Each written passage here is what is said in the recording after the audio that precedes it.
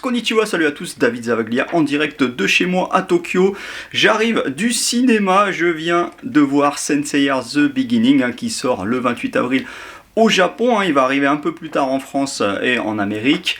Et voilà, je voulais vous faire une petite critique vite fait, ça fait longtemps que j'ai pas fait de vidéo YouTube, je suis désolé, je suis pas très actif sur YouTube parce que j'ai plus le temps, j'ai repris à fond mon travail de reporter journaliste pour Game One et G1, D'ailleurs, vous pouvez retrouver tous mes reportages gratuitement sur tous les réseaux sociaux de Game One et G1, Twitter, Insta, Facebook et TikTok. Et puis je suis beaucoup plus actif maintenant sur Twitch, donc n'hésitez pas à me suivre sur Twitch, Tokyo Exclusive. Je fais des lives IRL dehors dans plein d'events, des expos, plein de shops, Pokémon Center, Jump Shop, etc. Donc voilà, n'hésitez pas. Pour en revenir à ce film, donc quelques minutes sans spoil et après je balance tout.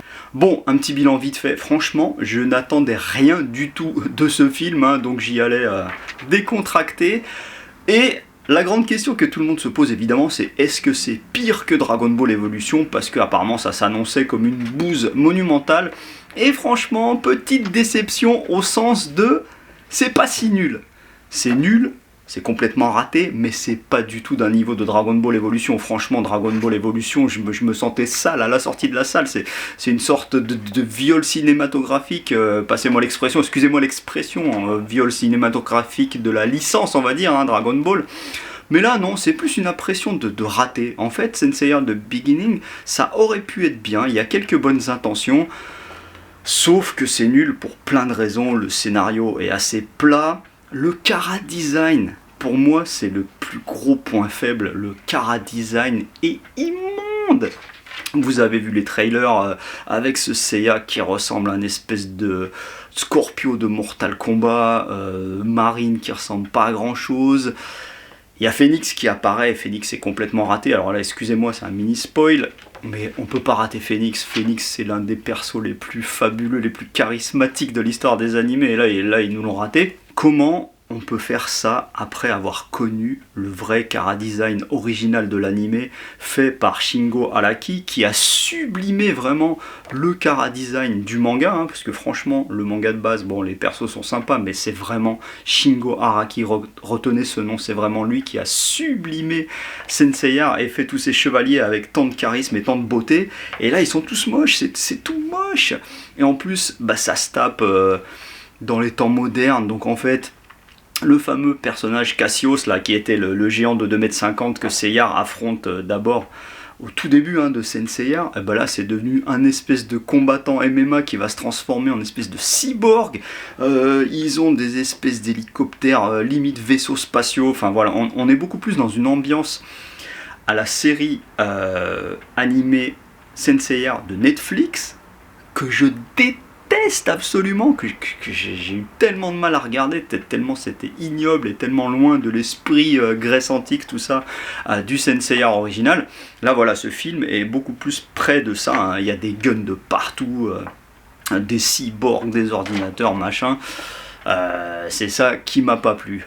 Par contre, il y a quelques bonnes intentions, on retrouve une ou deux scènes mythiques, enfin, ils ont essayé de refaire la scène mythique, par exemple quand Marine entraîne Seiya avec la fameuse scène où elle brise la pierre comme ça pour lui apprendre à ressentir le cosmos.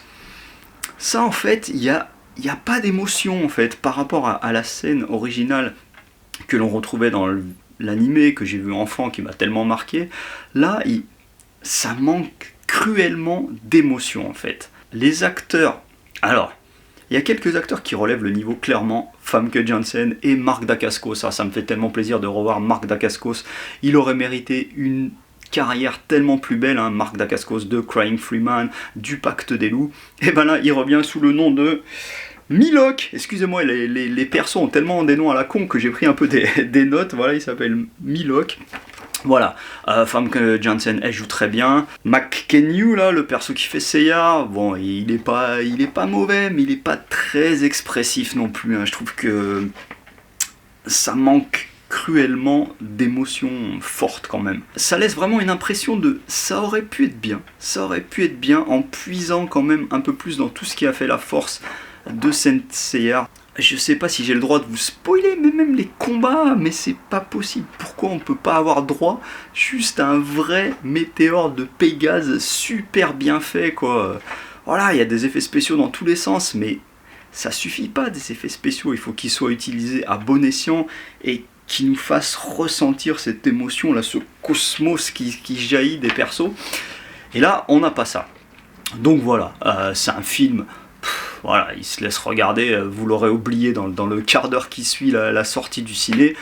Mais c'est dommage, franchement, Senseiya, ça fait partie des œuvres tellement fondatrices du genre Nekketsu, hein, c'est-à-dire je prends une tabasse et je me relève et je me refais défoncer, et je me relève et je me refais défoncer, et je me relève. Ça aurait mérité beaucoup mieux que ça, voilà, c'est quand même Toei Animation, c'est Sony...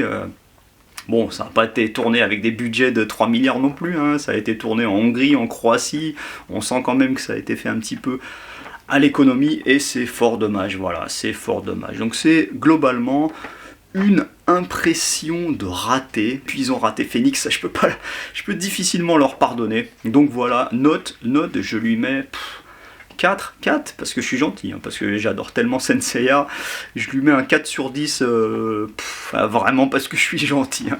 Je sais que beaucoup d'entre vous allez mettre moins que ça, mais par rapport à Dragon Ball Evolution, auquel je mets un 0 sur 10, 0 sur 20, 0 sur 1000, voilà, 4 sur 10, c'est pas si mal, peut-être juste pour Marc Dacascos. Bon, à partir de maintenant, je spoil à fond, donc si vous ne voulez pas être spoilé, arrêtez de regarder la vidéo maintenant. Alors je ne vais pas vous raconter tout le film en détail, parce que j'ai pas le temps, parce que je m'en souviens pas, et parce qu'on s'en fout de toute façon. On va juste aller sur les points que j'aime et que j'aime pas. Donc en gros, ça commence quand même comme du vrai Senseiya, hein, avec le petit bébé Athéna, là, que le chevalier d'or du Sagittaire, là, il essaye de sauver, quitte à sacrifier sa vie. Et donc, là, au lieu de se faire recueillir juste par un ancien, là, comme dans Senseiya, en fait, il se fait recueillir par un couple, avec un nom à la con. Donc, Alman et Gulad. Donc, Gulad, c'est la femme, interprétée par Famke Janssen, et Shinbin qui interprète Alman. Et donc, ils vont recueillir la petite Athéna, qui est une humaine donc, qui, à l'intérieur d'elle, est la réincarnation de la déesse Athéna, donc déesse de la guerre, mais aussi de la sagesse. Et il va se passer pas mal de choses, mais en gros, la petite Athéna, cette fois, personnage central qui n'arrive pas à contrôler sa force. Donc du coup, cette Saori là, de temps en temps, elle fait des sortes de crises, et en fait, elle fait une crise, et pour faire simple, elle va bousiller les bras de sa mère, qui se retrouve avec des bras un peu maudits, et du coup, le couple, en fait, s'engueule. Le père veut protéger malgré tout la fille, parce qu'il sait que elle peut devenir une Athéna qui protège l'humanité, et la mère, non, elle est prête, s'il le faut, à la buter en gros, quoi, parce qu'elle pense que Athéna, si elle prend ses pleins pouvoirs, elle va démolir la Terre. Et du coup là, pour accélérer, en fait, voilà, le père là va essayer de recruter en fait des chevaliers qui possèdent du cosmos pour d'une part essayer d'aider sa femme là à soigner sa malédiction, et de contenir aussi le pouvoir d'Athéna. Bref, le film commence aussi avec Seiya, donc dans un ambiance combat de MMA clandestin, puisque justement le père là il est là pour recruter des combattants, et donc là il se tape avec Cassios, et oui Cassios, ce fameux Cassios de 2,50 m dans l'animé initial. Voilà, il commence direct à se taper dans une cage en mode Ultimate Fighting quoi, contre Seiya, et c'est là que Seiya commence à ressentir un peu son cosmos, et là donc le Almond là s'en aperçoit. Sauf que évidemment il y a la femme aussi qui va débouler pour le récupérer, hein, le Seiya. Donc en fait Seiya s'évade avec Almond et Mylock, là, le Marc Dacascos. Seiya rencontre la jolie Saori qui est là enfermée dans une île avec des protections, parce que de temps en temps elle fait des crises, elle n'arrive pas à contrôler son pouvoir, donc en gros son père l'aide à contrôler ses pouvoirs. De là très vite Seiya comprend qu'il peut vraiment devenir le chevalier Pégase, moyennant un entraînement intensif évidemment. Et comme vous le savez, Seiya est à la recherche de sa sœur, hein. Voilà, ça j'ai oublié de le dire, mais on voit des scènes quand il était tout petit, où en fait sa sœur Patricia dans le film se fait enlever par la femme de Almond, donc elle se fait enlever par Gulado, hein, Famke Janssen. Et donc il est à la recherche de sa sœur par tous les moyens. Et donc il rencontre Saori, au début ils s'aiment pas trop, et puis voilà, en gros, hein, il va falloir qu'il s'entraîne pour devenir le vrai Seiya. Donc là il part en haut de la montagne rencontrer Marine. Marine qui a un chara design vraiment moche, on va dire. Et ces séquences d'entraînement, elles auraient pu être tellement plus belles, tellement plus riches en émotions, mais elles sont tellement plates. Et aussi, quelle est cette obsession à se taper en mode kung-fu? Il y a beaucoup trop de kung-fu, là, on a l'impression d'être dans un film de Jackie Chan il y a 35 ans.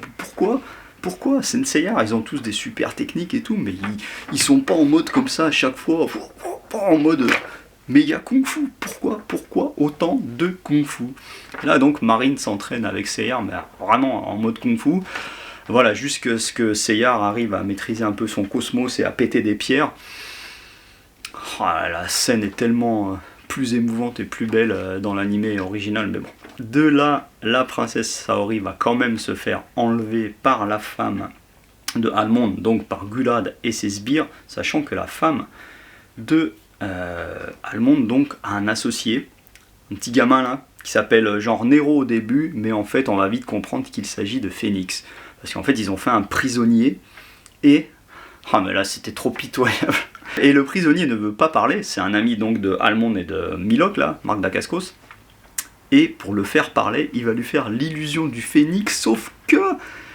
genre il lui met son pouce sur la tête comme ça, alors que normalement l'illusion du phénix, mais c'est tellement classe là, le phénix Genmaken. Et là c'est pitoyable, et le mec du coup il voit un scorpion géant, il a peur et il raconte tout. Mais ce phénix là, mais on peut pas rater Ikki du phénix, c'est l'un des personnages les plus charismatiques de toute l'histoire des animés. Bref, et du coup, comme ça, Famke Janssen et Nero Phénix, voilà, savent où est Saori, ils l'enlèvent. Entre temps, grâce à des infusions de cosmos, en quelque sorte, le Cassios, là, qui est juste un combattant en gros de MMA à la base, il se transforme en espèce de cyborg, ils appellent ça des prototypes, il y en a plein dans le film, les mecs, je sais pas, on dirait qu'ils sortent d'un jeu vidéo genre Halo et compagnie. Pourquoi faire ça? Pourquoi ne pas être dans une ambiance à la Grèce antique du Senseiya original? Ça aurait été 1000 fois mieux. Pourquoi cette ambiance de vaisseaux spatiaux, de cyborg là?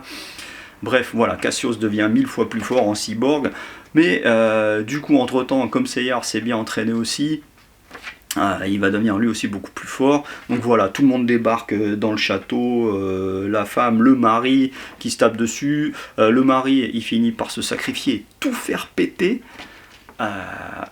Et y rester. Seiya va devoir aller récupérer la princesse Saori. Et l'idée en fait de la femme, là, Famke Janssen, c'est de pomper l'énergie de Saori pour éviter qu'elle ne devienne la déesse Athéna. Et ça, donc, Nero Phénix l'aide à ça. Voilà, la pauvre, elle souffre, hein, elle se fait tirer toute son énergie, la Saori. Mais au bout d'un moment, quand même, Famke Janssen, là, comme c'est quand même sa mère adoptive, hein, à Saori, ben, elle demande à Phénix d'arrêter ça, sauf qu'il refuse. Et du coup, c'est à ce moment-là que Seiya débarque. Et en gros, la baston finale, voilà, c'est Seiya versus Phénix. Il s'appelle pas Ikki dans le film, du coup. Et voilà, il y a des effets spéciaux, mais ça manque le côté Neketsu de Senseiya, ça manque même, ne serait-ce qu'un pauvre météore de Pégase bien fait comme il faut. C'est tellement... Qu'est-ce qu'il y a de plus mythique que Seiya qui reproduit la position des étoiles comme ça avant de balancer un météore de Pégase? Eh ben on n'a même pas le droit à ça. Il fait juste un... C'est nul, voilà, c'est tellement nul que je tape dans le meuble derrière moi, c'est nul. Voilà, c'est dommage, ça aurait pu être bien, mais c'est raté. Donc voilà, je vais pas aller plus loin, allez le voir de toute façon, hein. Allez le voir quand il sort au mois de mai en France, fin mai il me semble. Voilà, sur ce, n'hésitez pas à vous abonner à la chaîne, à poser un like. Suivez-moi sur Tokyo Exclusive, hein, sur Twitch, c'est là où je suis le plus actif. Et aussi à très bientôt dans mes reportages Game One et J1 sur tous les réseaux. Voilà, à très bientôt, des bises. Os.